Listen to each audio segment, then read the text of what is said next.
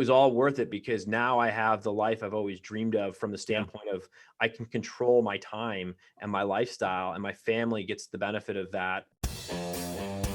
Hello and welcome to Pillars of Wealth Creation, where we talk about creating financial success with a special focus on business and real estate. I'm your host, Todd Dexheimer. Now, let's get to it. Hello and welcome back to Pillars of Wealth Creation. I'm your host, Todd Dexheimer. With me, I've got Ryan McKenna. Ryan, how are you doing today? I'm doing great, Todd. How are you? I am fantastic. And a little bit about Ryan. He's a full-time real estate investor, syndicator, and founder of McKenna Capital, private equity company that helps people passively invest in real estate syndications. They focus on value-add multifamily, some self-storage, and alternative assets. And we'll dig into what that means. McKenna Capital has helped hundreds of investors around the country invest in commercial real estate, totaling over 10,000 units with a portfolio asset value north of $1 billion. Ryan, welcome to the show. And why don't you give the listeners a bit more about your background and so they can know kind of where you came from and where you're at right now? Sure. Thanks, Todd, again for having me on the show. And yeah, I guess take you back to the kind of the early part of my career is, I've always wanted to get into real estate investing specifically. I just at a young age, I've always saw being an investor and having your money kind of go work for you was something I just wanted to build over time. And coming from an entrepreneurial family, my father was always able to coach me in all the sports, and he had control of his time because he owned a business. And that was something that I always, told myself, like, one day I want to be able to build something like that. And I didn't know what industry it was going to be in, but I fell in love with real estate after, reading Rich Dad, Poor Dad. And in college, I played baseball at Arizona State. A teammate of mine, his father was an apartment syndicator. And so when I got kind of firsthand experience with someone who was doing this, coming into the Phoenix market when we were playing games, and he would share, firsthand experience of, 200-300 unit apartment complex they were buying, and kind of taught me what a syndication was all about. So I knew back in the early 2000s that, this was a very viable and lucrative business. And I just got kind of hooked. And from there, it was just, a ton of research, ton of education, and just kind of waiting for the right opportunity for me to kind of launch into this. Because I was under the assumption that, I needed capital to really, invest into real estate and to, participate in syndications. But if I fast forward, I started in a single family, kind of like most, dipped my toe, learned, a little bit about, what it's like to be a landlord, and learned that I didn't necessarily feel like I could scale that, that type of real estate investing. And when I finally got into real estate syndication, I actually invested as a limited partner, a passive investor in my first 5 deals with my teammate's father. And so I got really good, diversification in several markets, and just really kind of saw the benefit of being a passive investor where, I was working full time, and I just, couldn't really, go in all these markets and do these deals on my own. But by passively investing, I was able to capture, some of the same benefits I had when I had my own active portfolio, but I didn't have to do any of the work, which was pretty remarkable. And then I started, looking at like investing with other sponsors because I wanted to really, get as much experience as I could, because I knew my end goal was I wanted to be that sponsor. I wanted to put deals together. So I invested in about 12 deals passively while I was still working full time with about 5 different sponsors in all different markets. And then at that point, I really was kind of planning my exit from the corporate job. And I was, all along the way sharing what I was doing with others. And I just felt like there's a lot of people in my network that had an interest in, participating, in these types of real estate syndications. And I just felt like, hey, maybe I could be that person to help them out and to create more awareness. And so that's when I kind of flipped from, passive to the active part of the syndication business. And so I do both today. I still passively invest in a lot of different deals. I absolutely love it. But the active part is really cool too, just connecting with a lot of different investors and partners out there. And that's really kind of how my business has, kind of come to be. And it's all really out of, the passive investing experiences I've had. So kind of every deal I look at is through that lens. That's really cool. What business was your dad's? What industry was he in? So he was in the metal finishing industry. Hmm, So basically putting like a rust preventative coating on like nuts, bolts, nails, screws, things like sure. that, that probably would go on, a lot of automobiles, tractors, things like that, kind of heavy duty equipment. And yeah, so it was a very interesting, very unique niche business. And it's third generation. I worked with him for about 5 years. So I really got kind of that, that experience as well. And it was great. And yeah. You're not taking over though, huh?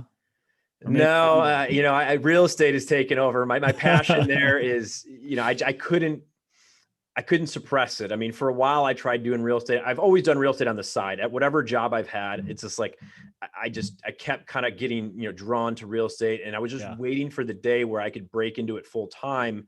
And actually when, the last crash we had in 2008 was like a time where I really wanted to get into real estate, but it was just also, a lot of uncertainty. And so I ended up getting into the insurance industry, which, I had a lot of friends in that business that did well. And I felt like, all right, well, this was a good place for me to go kind of in the interim, and I could do well at it, but also kind of with the end goal eventually, getting back into real estate. And so I was able to, invest some capital into real estate, and then over time I just kept building it, and then kind of made my exit full time a few years ago, and haven't looked back.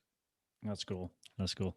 And it was so cool to have a friend's dad that's in the syndication industry because like I had no clue what a syndication was, and I was doing real estate for like 5, 6, 7 years, probably like 7 years before I was like, what synda what? Like, what does that Yeah. even mean? So that's really cool to be, actually in that. It probably changes your mindset. Did it change your mind? Like, did you, before you met that guy or met, your friend, did you even know what that was? Did you think it was possible to buy a 200-300 unit building? I didn't know how he did it. I was like, "God, that's gonna cost a lot of money," like, and when he told me what a syndication was, he, was pulling together a lot of investors, Yeah, to purchase, these large apartment complexes. Then it all kind of made sense. made sense. And then it was like, at the same time, I was literally reading, Rich Dad Poor Dad by Robert Mm, Kiyosaki, and that laid out like the blueprint, the business plan for how to yeah. do it. And I felt like, wow, I have someone in real life that's doing it that I can tap into, who's sending me books and telling me, hey, go read this article. And Oh, I cool. got this like firsthand experience. And then I'm like setting up my plan with, with Rich Dad Poor Dad of like, all right, I want to, buy assets, and I want, convert earned income to passive income, the tax benefits, all that stuff was like in my mind. I knew kind of what I wanted to do and how I wanted to do it, but I just needed to get to a place in my life or my career where I felt like I had, some capital and just, could start deploying it. So it did take some time. It wasn't like it happened all right away. Yeah, yeah. And so, but when I got there, I was able to move quickly because I knew what I wanted to do. And so I just kind of executed on that plan. Awesome. What do you look for in a sponsor partner? What are maybe a couple key ingredients that you look for in a sponsor partner? Yeah, before we ever even look at a deal or talk about a deal, I mean, I'm trying to really get to know who they are as a person. Like what's their character like? What's Mm, their track record, the experience. Just hey, do we have a good vibe? Is this going to be someone that I think I could work well with for many years to come? It's never a transaction. It is a long term relationship, partnership, and I just it's kind of that gut, hey, is this person someone I can trust? Is this someone that I yeah. think is very competent, and they don't necessarily have to have all the experience in the world, but if they have got potential and I believe in them, that's a good fit for me, because I feel like I'm kind of that person where, you know, uh, nothing is ever kind of perfectly laid out. There's going to be some bumps in the road, but I want that person that if they get knocked down, they're getting right back up and they're going to push Mm, forward. So a lot of those partnerships are people that I kind of see those qualities in, and that I just naturally kind of gravitate towards. yeah. Yeah, And for then sure. I guess, other things would be, yeah, their track record, the market that they're focused in on, the deals that they've done, how they, work with investors, the reporting, the communication, all that type of stuff, the underwriting philosophy, how conservative they are, those things that, that's kind of the next level.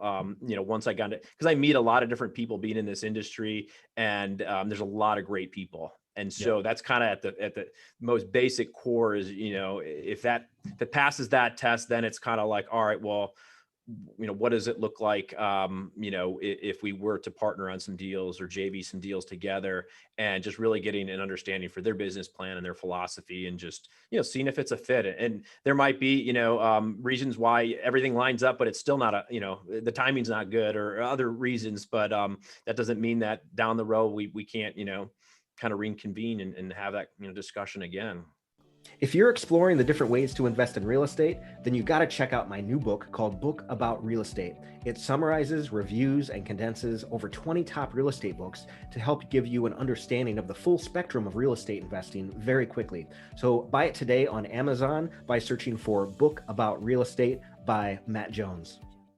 Is there any like red flags that you see? You're talking to somebody, do you have a good conversation going?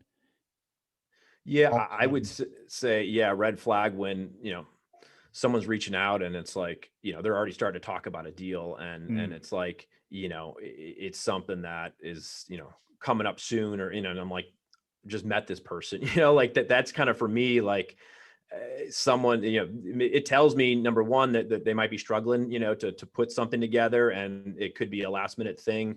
But that's not how I operate. I don't want to, get into any sort of situation where it's rushed, or things aren't fully vetted. And, because I take a long-term approach. But also, if they're not very that transparent, like there's certain people, or I would say even as a passive investor, there's certain groups I've invested with where I would say they have more of an institutional feel to them. And it's just like, hey, just trust us. We've got a great track record. And it's like, I don't want to reach out and not get a question or two answered, or feel like you're getting kind of brushed off.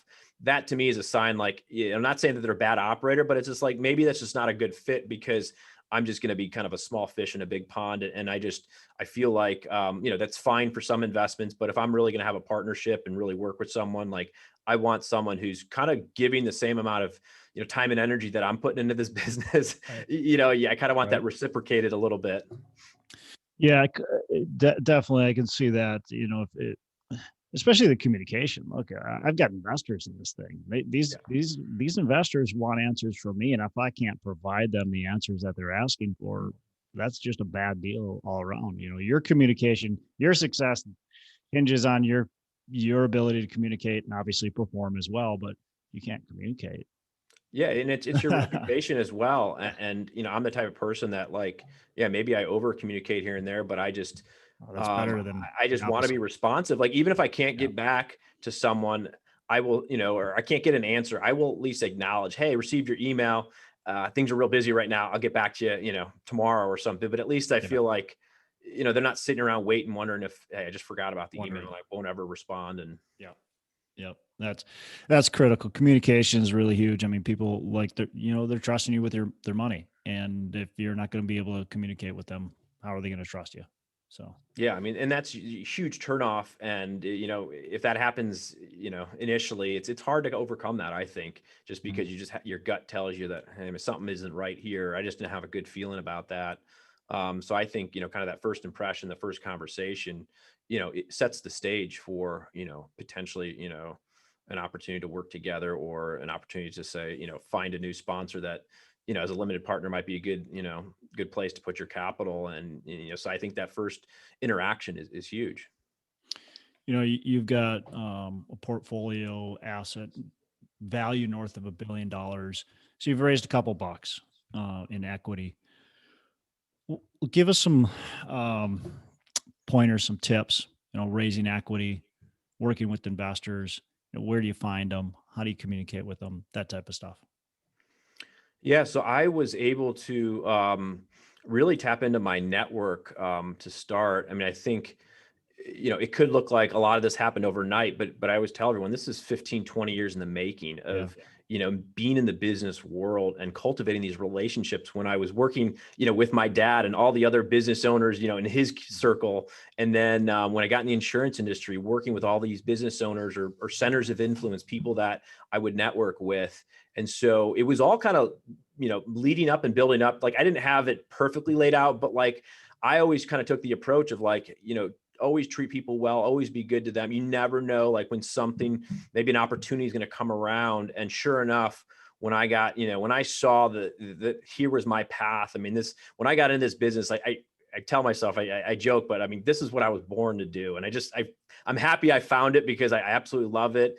You try different things in life, but this just feels so natural to me. And I absolutely love everything about it. So I wanted to share what I was doing with other people. And I literally I put together a spreadsheet, and I had over 250 people in my network, just from, people I, casually knew, but I felt like they might be interested in something like this, to family. And I literally went and met or called every single one of them and had a conversation. And it was very, short and sweet, but it was, I wanted to share, an update with them with what I was doing on the side and kind of something I was passionate about. And out of all those people, there was only a handful of people that said, hey, no, I'm not interested in even just catching up with you or having a coffee. So I had a really high response rate where, it was just to catch up. And it wasn't like I had a deal or anything like that. It was just like, hey, here's what I've been doing. I was speaking to my experience as a passive investor and what it was like. And there was a general, interest across the board and curiosity in these types of investments. And so, a lot of my network had asked me to keep them in the loop.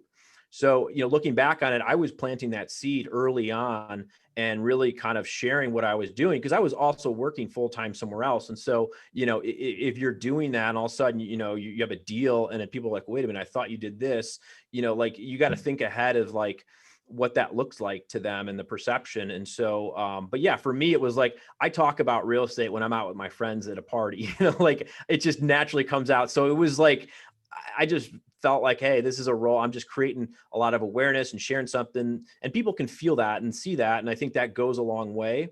So once I was really kind of able to tap into my network and really, build that base, then we started to have some opportunities, and we started to, really, get some traction. I wouldn't say things, went smoothly, but, you do a deal or two, and then you start building some momentum.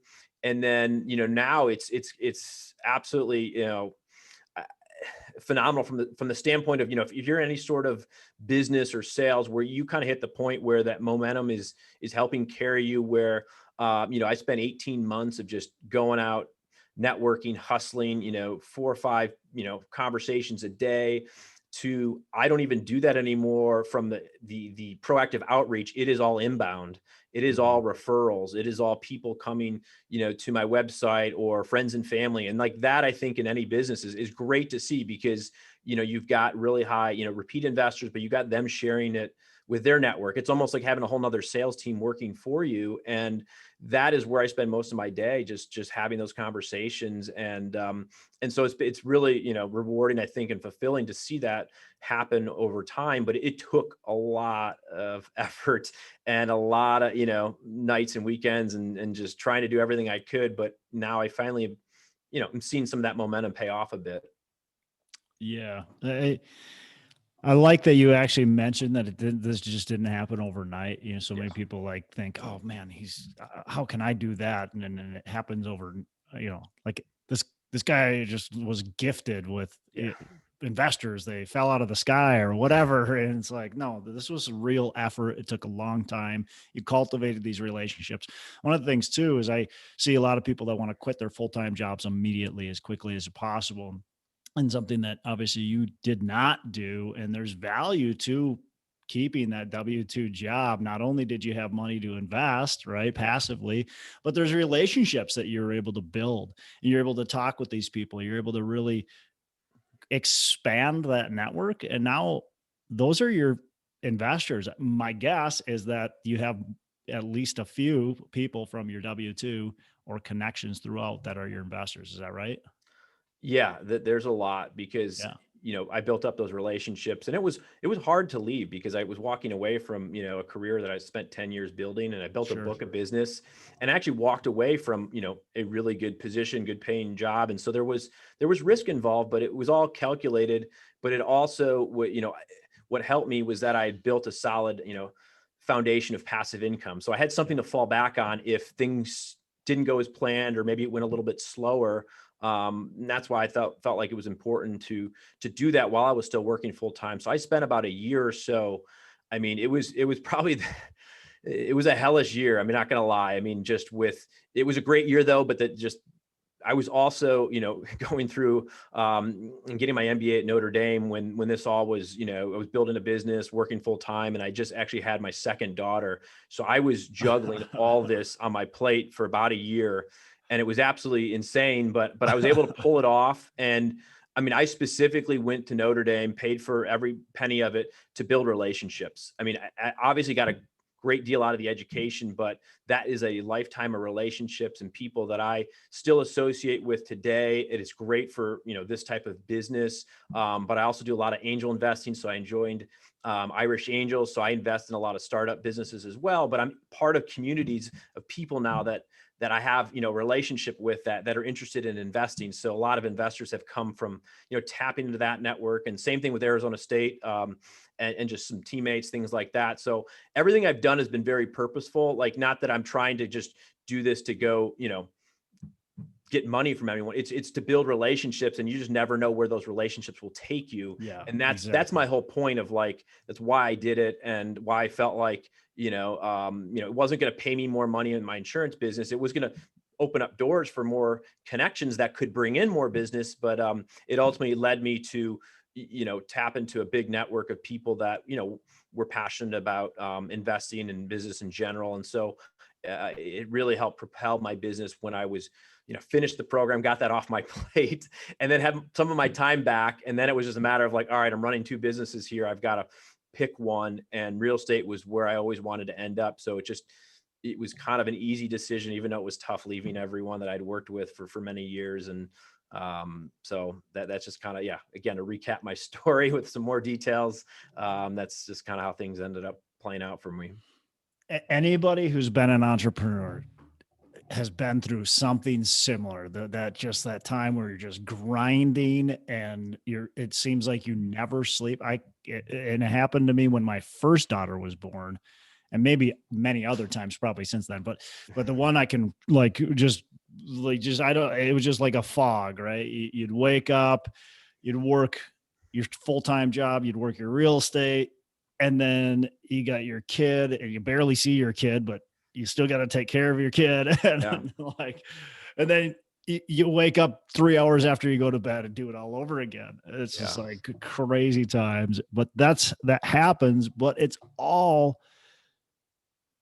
works out if you can keep that momentum going, and obviously be persistent and consistent. It at least for me and for many other people that I've known that put that effort into it, and it ends up working out. And my guess is it's not always crazy right now. You've got some free time, you've got some flexibility at times.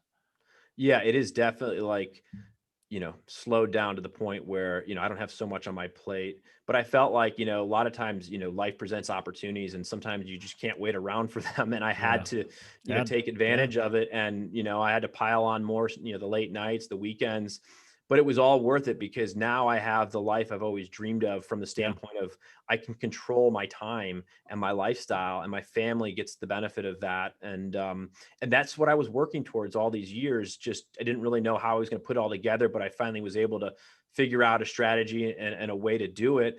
And so all the time and effort, is completely, been worth it. And so today I'm very, my time is very valuable to me, and I try to protect that as much as I can, because I don't want to go back to what I went through, because it was a lot. And but I sacrificed to get here, and I'm going to, keep it going, but be smart about, how I'm building and what I'm doing to not get caught up in that craziness again.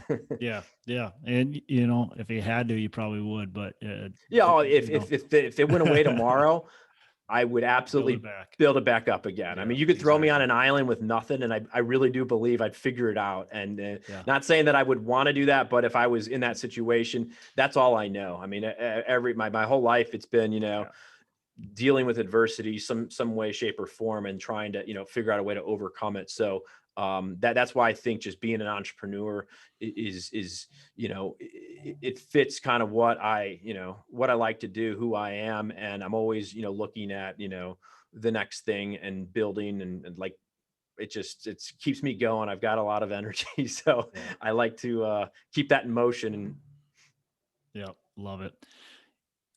When I introduced you, I said you've got some alternative assets in your portfolio. Or do you like syndicate those, bring on other investors, run those, or like, and what does alternative assets mean? yeah, we do syndicate, and I also personally invest in a lot of alternatives as well. Sure. So yeah, we've done syndication in the mobile home park space, self-storage space. We did a litigation fund. We did an What do you mean by litigation fund? I'm not familiar. What's that? So we investing in mass torts. So it's one of those investments where it's pretty unique, but it's also mass torts. Most of the claimants have defined benefit or payout. So if you give you an example, like you've probably seen all the infomercials out there, like for someone that has non-Hodgkin's lymphoma or got Yeah. mesothelioma.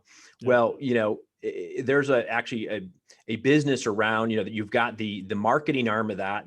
There's specific advertising firms that focus in kind of the tort business, and then you've got these mass tort lawyers who either represent the claimants, or just there's this whole business model behind all this. And so it's really about, if you think about it in the most simplistic terms, I'm going to spend advertising dollars, right, to target my audience. And when we get people that actually have legitimate claims, because a lot of people don't know that maybe something came from this, or they got cancer from that product. There's a huge roundup case going on right now where I think there's $8 billion in escrow that's just sitting there waiting to get paid out. So it's a matter of reaching the people that might have some damages that are owed to them. And then there's a whole business behind that of you spend the money, maybe it costs a couple thousand per person to get that lead, and then there's a whole market in you can sell those leads to other law firms because they know there's a defined payout. So maybe that's worth 15 or 20,000 a lead, and then you sell them in batches of 50, and that's kind of the cash flow part of the business. And then there's also the long tail part of the business where you actually go and that law firm will take the case, and maybe it's 18 months, but there's a much bigger payout. So it's kind of like this, you churn the business every 6 months, roll the money back in and buy more leads. And there's 7 or 8 big mass torts that we follow. And you kind of repeat that business. And then over maybe a 3.5 year cycle, then you kind of just cash out. So it's a very, unique emerging asset class that I think is very lucrative. Right now with COVID though, it's been a little bit more challenging because, with the court systems kind of shut down, it's like some of these firms can kind of use that to their advantage to say, oh, we're not going to pay out right now because, we can't, but the money's there, and it's not like you need to go through a process of, litigating to determine the value. It's already outlined there. You just have to prove that someone actually has that, that legitimate claim. So there's doctors involved too, that you go through this process, and, once everything kind of checks the box, you get your money. And so that's a fund that we're part of that really was, when I first heard about it, I was like, wow, this seems almost too good to be true. Very, very lucrative, but it's also, there was, more additional risk there. But so far it's going really well. And I really like that. I'm looking forward to, potentially maybe another opportunity down the road in that type of business. Cool. That's wild. It's so crazy how many different investment opportunities there are out there. You start opening your eyes to. Most of the general public has no clue about too. I had no clue about what you just mentioned. I had no clue. Yeah, and I never thought 2 years ago I'd be investing in ATMs too. And I put a fund together for that. I've personally invested in it. I've invested in a hemp farm out in Colorado, and I just look to diversify because there's a lot of really unique and creative opportunities. And I just feel like you never want to put all your eggs in one basket, but I really look for cash flow, and then some sort of upside in the deal, and then kind of the third thing, kind of icing on the cake, is the tax benefits. So those are really the three things that I'm most focused in on, and I'm willing to take more risk if I feel like I've got a conservative portfolio and there's an opportunity that might be maybe bigger upside, but there's no cash flow, or I got to kind of wait a few years. So I do tend to mix some of that in just to keep things interesting, and but most of the deals we do have that cash flow component to it, because that is super important, and I want to take as much risk off the table as we can. Yeah, absolutely. Well, good stuff, man. This has been fun. We should probably wrap up. We could probably keep talking for a long time on this. This stuff gets me excited. What's a favorite book that you can give to our listeners? I hate to say the Rich Dad Poor Dad. That's always been the number one book I've mentioned, and I'm sure it's not one that is new to anyone. But so I'll go with another one. There's a book called Essentialism. It's the disciplined pursuit of doing less. And really what that book is all about is, your time and placing a high value on the things that matter most.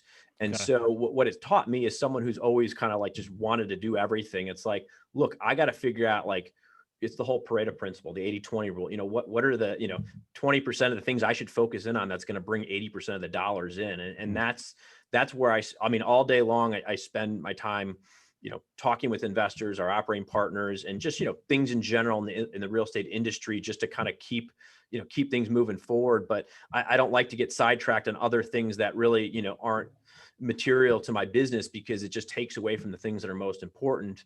And then just learning to say no and doing it in a professional way, because you do have to say no, and there's things that will come and take up your time, and you got to, put a value on that. So this book really taught me, how to do that. And then also how to tackle the most important things first in the morning. Cause for me, that's when my mind is most fresh and I've got, the best focus. So I will try to tackle the hardest things, get them done. And then sometimes those other things that were lingering out there in the afternoon, someone maybe already figured out the answer to it, and it was something I didn't need to deal with anyway. So it just kind of just going through that process, and that book I think is great, because I really wanted to, to limit the other things I was doing that just were sucking energy and negative energy, and so I recommend that one. Yeah, we get so caught up in like the brown work, right? The work that's just like doesn't get the results. Yeah. And I'm guilty myself. And like, you just got to sometimes look at your calendar and like, what did I do today? What did I actually do that was productive, that's moving me forward? And what did I do that was a lot of nonsense that maybe I can hand off to other people, or maybe we can just cut out completely out of the business. So I think that's great. I'm going to get that book, because that's like always a goal of mine, to try to make myself more efficient, more effective. Yeah, no. And I think the book outlines it well. I mean, as far as there's a lot of really, it's an easy read, some good takeaways. And I think it could ultimately, making it more of an impact on your business and your life, and give you a little bit more time back. And so I highly recommend it. Cool. Awesome. So last question before we wrap up, what are your 3 pillars of wealth creation? Let's see. I guess I would go back to the 3 things I said before. I mean, from an investing standpoint, is that what you're referring to? Hey man, you can answer it however you want. A lot of people invest, say investment standpoint. A lot of people say more of a philosophical standpoint. Well, I'll start with the investment, since that really is something. I mean, there's 3 things that I look for, and it's the cash flow, some sort of value add upside in the deal, and then great tax benefits. I mean, those would be the 3 pillars I would say from an investment standpoint that really get me excited, and what I look forward to, in life. I guess I would say, my time is something that I think is the most, valuable asset out there. And that is something which allows me to have more time with my family, and that, family's number one. But I've worked so hard to help give myself more of the family time. And then I guess the third thing would be, just giving back and helping others. I felt like I've learned so much from people who had, gone before me and done this. And I was like a sponge, just trying to kind of soak up, answers to, some of my questions. And so I'm try to be generous with what I've learned and try to help others. And I think, that those three pillars would be, very fulfilling if I can kind of keep that, in motion, and keep kind of, just kind of doubling down on those three things. I think, I'll be in a happy place. Yeah, definitely. Ryan, how can our listeners get in touch with you? Learn more about what we got going on. The easiest place is just my website, McKennaCapital.com. From there, we can sync up, whether it's a call, all the social sites we're on, LinkedIn, Twitter, Facebook, Instagram. So, but yeah, the website pretty much has kind of everything kind of all wrapped into one. Awesome. Well, Ryan, look, I really appreciate you joining us, spending time with us. I know I got a lot of it out of it. I know our listeners did as well. So, love talking about just the different types of assets, and honestly, a lot of good foundational things about, meeting with sponsors, with partners, with talking with investors, with just fundamentals on, honestly, how do you even get started in this business, or in any business, quite frankly. So a lot of great tools that you're able to give us. So appreciate that. And thanks for joining us, man. Have a fantastic rest of the day. Well, thank you, Todd. I appreciate you having me on, and you have a fantastic rest of the day as well. Hey, thanks so much for listening. I appreciate you being a loyal listener. I would love to have you go on to our Facebook page and subscribe, give us a thumbs up, go on to iTunes or wherever you listen and give us a rating and review. Don't forget to subscribe. Your rating and review just helps us push this out to more and more people and continue to grow our audience, and hopefully positively affect a ton of people out there that really need this and want this. So the other thing I've got for you is a free ebook on my website. So go on to venturedproperties.com, and download our free ebook on real estate and on syndication. And I've got some data points in there, some really good stuff for you. So I'd love to have you take a look at that. It's free. I'm not expecting anything from it. And also, look, if you want some help in multifamily, want some help learning, growing, getting your business off the ground, I would love to talk to you about what it would look like to work with me potentially, and see if that's a good fit. So you can go to coachwithdex.com and check that out, and we can definitely have a call. Thanks a lot for listening. You make it a fantastic rest of the day. I'll catch you on the next episode.